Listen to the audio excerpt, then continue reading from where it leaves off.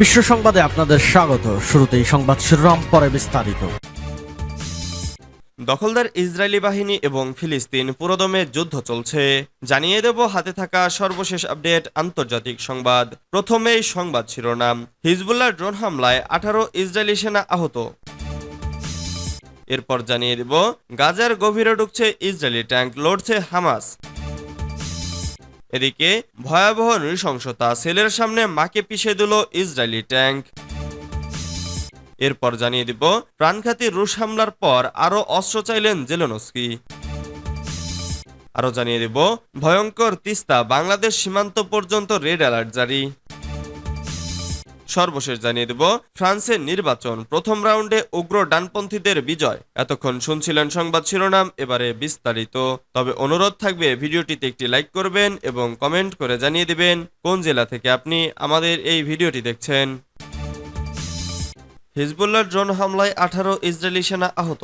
লেবাননের শক্তিশালী সশস্ত্র গোষ্ঠী হিজবুল্লাহ ড্রোন হামলায় দখলদার ইসরায়েলের 18 সেনা আহত হয়েছে। এর মধ্যে একজনের অবস্থা আশঙ্কাজনক। রোববার 30 জুন এই হামলা হয় বলে জানিয়েছে ইসরায়েল। ইসরায়েলি প্রতিরক্ষা বাহিনী আইডিএফ জানিয়েছে রোববার বিকেলে গ্যালিলি এবং উত্তর গোলানে একাধিক ড্রোন পাঠায় হিজবুল্লাহ। এর মধ্যে বিস্ফোরক বোঝাই একটি ড্রোন মেরম গোলান অঞ্চলে আঘাত হানে। এতে 18 সেনা আহত হয়। আহতদের মধ্যে একজনের অবস্থা বেশ গুরুতর, বাকিদের অবস্থা ভালো আছে বলে দাবি করেছে আইডিএফ। দখলদার ইসরায়েলের বিভিন্ন অবৈধ বসতি লক্ষ্য করে গত কয়েকদিন ধরে বিস্ফোরক বোঝাই ড্রোন, ট্যাঙ্ক বিধ্বংসী ক্ষেপণাস্ত্র এবং মুহুর্মুহু রকেট ছুড়ছে হিজবুল্লাহ। রোববারের ড্রোন হামলার বিষয়টি নিশ্চিত করেছে ইরানপন্থী হিজবুল্লাহ। তারা জানিয়েছে এদিন সকালে লেবাননে ইসরায়েলি বাহিনী যে হামলা চালিয়েছে এটির জবাব দিতে বিস্ফোরক বোঝাই ড্রোন দিয়ে ইসরায়েলি সেনাবাহিনীর একটি অবকাঠামোতে হামলা চালানো হয়েছে। গাজার গভীরে ঢুকছে ইসরায়েলি ট্যাঙ্ক, লড়ছে হামাস।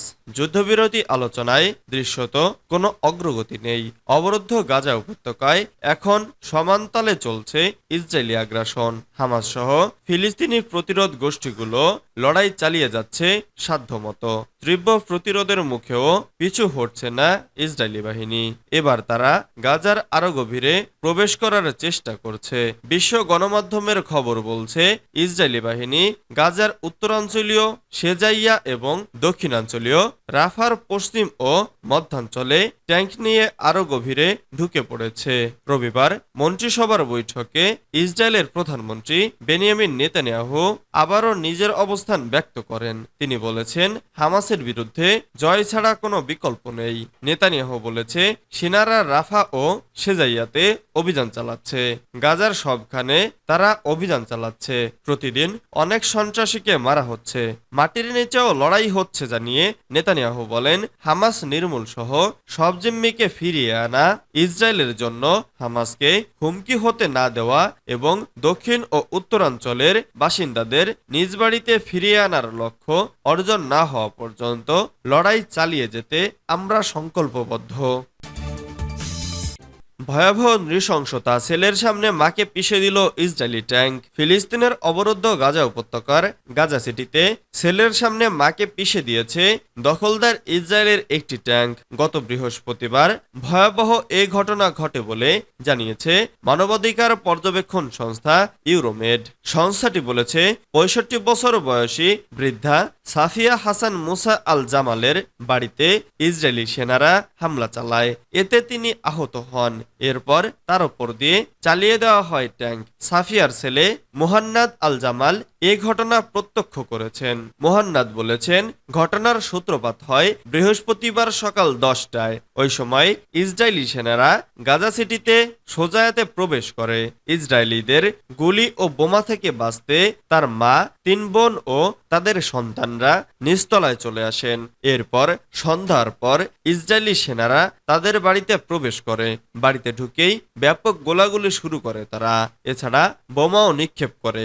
এতে মুহান্নাদ এবং তার মা আহত হন। প্রাণঘাতী রুশ হামলার পর আবারও অস্ত্র চাইলেন জেলেনস্কি। রাশিয়ার প্রাণঘাতী হামলার পর আবারও আকাশ প্রতিরক্ষা ব্যবস্থা ও দূরপাল্লার অস্ত্র সরবরাহের আহ্বান জানিয়েছেন ইউক্রেনীয় প্রেসিডেন্ট ভলোদিমির জেলেনস্কি। শনিবার 29 জুন রাতে ভিলনিয়ানস্কে রুশ হামলায় 2 শিশুসহ 7 জন নিহতের পর রবিবার টেলিগ্রামে তিনি লিখেছেন, আমাদের শহর ও মানুষেরা প্রতিদিন এমন রুশ হামলার শিকার হচ্ছে। ব্রিটিশ সংবাদ মাধ্যম বিবিসি এ খবর জানিয়েছে। ভিলনিয়ানস্ক জাপোরিজিয়া অঞ্চলের একটি শহর। হামলার পর ইউক্রেনীয় কর্মকর্তাদের প্রকাশিত ছবিতে দেখা গেছে একটি পার্কে কম্বলে মোড়া মরদেহ রয়েছে, পাশে রয়েছে পুড়ে যাওয়া ভূখণ্ড ও বিধ্বস্ত ভবন। জেলেনস্কি বলেন, রাশিয়ার বোমাবাহী উড়োজাহাজ ধ্বংসের জন্য ইউক্রেনের সেনা সরঞ্জাম প্রয়োজন। আমাদের জনগণকে রক্ষার জন্য স্পষ্ট সিদ্ধান্ত প্রয়োজন। রাশিয়ার প্রতিদিনের ত্রাস প্রতিহত করতে দূরে আঘাতে সক্ষম অস্ত্র ও আধুনিক আকাশ প্রতিরক্ষা ব্যবস্থা গুরুত্বপূর্ণ।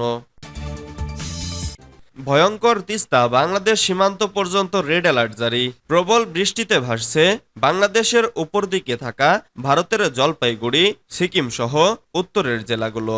পাহাড় ও সমতলে অবিরাম বর্ষণে ফুসছে তিস্তা, জলঢাকা সহ অন্যান্য নদী। দ্রুত পানির স্তর বৃদ্ধি পাচ্ছে গজলডোবা তিস্তা ব্যারেজে। তিস্তার দুপারে লাল সতর্কতা বা রেড অ্যালার্ট জারি করেছে ভারত সেচ দপ্তর। ভারতীয় সংবাদ মাধ্যম জিও নিউজের খবরে বলা হয়েছে, তিস্তার নদীর পাড়ে অবস্থিত ভারতের মেখলিগঞ্জ শহর থেকে বাংলাদেশ সীমান্ত পর্যন্ত নদীর দুপাশে রেড অ্যালার্ট জারি করা হয়েছে। ভারতীয় আবহাওয়া অফিস এক সতর্কবার্তায় জানিয়েছে, আগামী 5 দিন সমগ্র উত্তর পূর্ব ভারত জুড়ে চলবে ভারী বৃষ্টিপাত। শনিবার রাত থেকেই তার সাক্ষী হয়েছে জলপাইগুড়ি সহ সিকিম এবং উত্তরের জেলাগুলো। অবিরাম বৃষ্টিতে একদিকে যেমন পাহাড় থেকে নেমে আসছে বিশাল জলস্রোত, সেই সঙ্গে যুক্ত হচ্ছে সমতলের বৃষ্টির পানি। ফ্রান্সে নির্বাচন, প্রথম রাউন্ডে উগ্র ডানপন্থীদের বিজয়। ফ্রান্সের পার্লামেন্ট নির্বাচনের প্রথম রাউন্ডে জয়ী হয়ে ডানপন্থীরা সরকার গঠন এবং প্রধানমন্ত্রীর পদ গ্রহণের ঐতিহাসিক সুযোগ সৃষ্টি হয়েছে। প্রেসিডেন্ট এমানুয়েল ম্যাক্রোর মধ্যপন্থী জোট আসে তৃতীয় স্থানে। তবে ম্যারিল লে পেনের উগ্র ডানপন্থী ন্যাশনাল র্যালি 7 জুলাই দ্বিতীয় রাউন্ডের পর জাতীয় পরিষদে নিরঙ্কুশ সংখ্যাগরিষ্ঠতা পাবে কিনা তা পরিষ্কার নয়। ক্ষমতায় যাবার জন্য তাদের নিরঙ্কুশ সংখ্যাগরিষ্ঠতা প্রয়োজন। জুন মাসের 6 থেকে 9 তারিখের ইউরোপিয়ান পার্লামেন্ট নির্বাচনে আরএন এর হাতে ম্যাক্রোর মধ্যমপন্থী জোটের ভরাডুবি হলে ম্যাক্রো হুট করে জাতীয় নির্বাচন ডেকে সবাইকে, এমনকি কিছু ঘনিষ্ঠ মিত্রদেরও হতবাক করে দেন। কিন্তু তার সিদ্ধান্ত, যেটা অনেকে বাজি ধরার সাথে তুলনা করছেন, এখন উল্টো ফল দিচ্ছে। ম্যাক্রোর জোট এখন পার্লামেন্টে আগের চেয়ে ছোট আকার ধারণ করবে বলে ধারণা করা হচ্ছে। এর ফলে প্রেসিডেন্ট হিসেবে ম্যাক্রোর ক্ষমতা তার মেয়াদের শেষ 3 বছর অনেকটা খর্ব হয়ে যাবে।